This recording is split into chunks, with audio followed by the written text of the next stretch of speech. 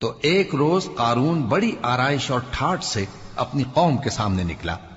جو لوگ دنیا کی زندگی کے طالب تھے کہنے لگے کہ جیسا مال و متاع قارون کو ملا ہے کاش ایسا ہی ہمیں بھی ملے، وہ تو بڑے نصیب والا ہے۔ اور جن لوگوں کو علم دیا گیا تھا وہ کہنے لگے کہ تم پر افسوس، مومنوں اور نیکوکاروں کے لیے جو ثواب اللہ کے ہاں تیار ہے وہ کہیں بہتر ہے، اور وہ صرف صبر کرنے والوں ہی کو ملے گا۔ پس ہم نے قارون کو اور اس کی حویلی کو زمین میں دھسا دیا تو اللہ کے سوا کوئی جماعت اس کی مددگار نہ ہو سکی اور نہ وہ بدلہ لے سکا۔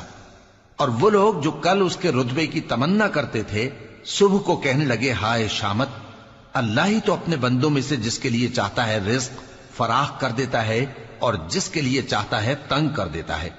اگر اللہ ہم پر احسان نہ کرتا تو ہمیں بھی دھسا دیتا۔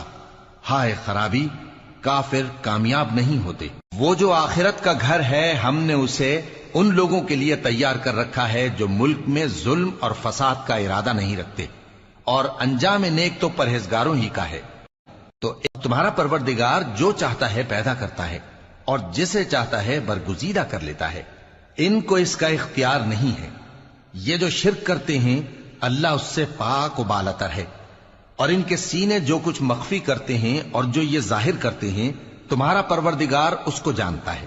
اور وہی اللہ ایسا ہے کہ اس کے سوا کوئی معبود نہیں، دنیا اور آخرت میں اسی کی تعریف ہے اور اسی کا حکم چلتا ہے، اور اسی کی طرف تم لوٹائے جاؤ گے۔ کہو بھلا دیکھو تو اگر اللہ تم پر ہمیشہ قیامت کے دن تک رات کی تاریکی کیے رہے تو اللہ کے سوا کون معبود ہے جو تم کو روشنی لا دے؟ تو کیا تم سنتے نہیں؟ کہو کہ بھلا دیکھو تو اگر اللہ تم پر ہمیشہ قیامت تک دن کیے رہے تو اللہ کے سوا کون معبود ہے کہ تم کو رات لا دے جس میں تم آرام کرو؟ تو کیا تم دیکھتے نہیں؟ جو شخص نیکی لے کر آئے گا اس کے لیے اس سے بہتر صلہ ہوگا، اور جو برائی لائے گا تو جن لوگوں نے برے کام کیے ان کو بدلہ بھی اسی طرح کا ملے گا جس طرح کے وہ کام کرتے تھے۔ اے پیغمبر، جس اللہ نے تم پر قرآن کے احکام کو فرض کیا ہے وہ تمہیں پہلی جگہ لوٹا دے گا۔ کہہ دو کہ میرا پروردگار اس شخص کو بھی خوب جانتا ہے جو ہدایت لے کر آیا اور اس کو بھی جو کھلی گمراہی میں ہے۔ اور اے نبی، تمہیں امید نہ تھی کہ تم پر یہ کتاب نازل کی جائے گی مگر تمہارے پروردگار کی مہربانی سے نازل ہوئی، سو تم ہرگز کافروں کے مددگار نہ ہونا۔